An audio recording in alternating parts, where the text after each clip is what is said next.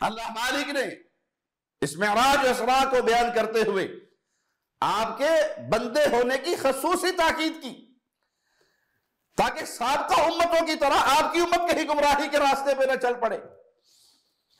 عیسائیوں نے عیسیٰ علیہ السلام کو بشریت سے نکال کر نعوذ باللہ اللہ کا بیٹا بنا دیا تھا، کہیں یہ امت اسی جرم میں شکار نہ ہو جائے۔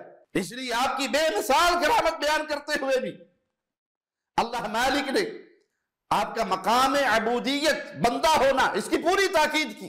یہ آپ صلی اللہ علیہ وسلم کے لیے بلکہ ہر بشر کے لیے باعث تکریم ہے، باعث عزت ہے، کیونکہ سابقہ امتیں اسی راستے سے گمراہ ہوئی تھی۔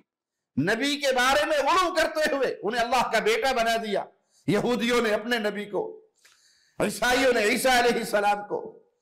تو مالک نے یہ معاملہ کئی بار سمجھایا۔ ایک اور انداز پہ غور کیجئے قرآن حکیم کے، قُلْ إِنَّمَا أَنَا بَشَرٌ مِثْلُكُمْ، اے نبی کہہ دیجئے میں تو بس تمہاری ہی طرح کا بشر ہوں، بشر ہونے میں تم جیسا ہوں، شان میں نہیں۔ دھوکہ دیتے ہیں قبر پرست اہل الحدیث کے حوالے سے کہ یہ اپنے جیسا سمجھتے ہیں، بڑے بھائی جیسا سمجھتے ہیں، نعوذ باللہ ثم نعوذ باللہ۔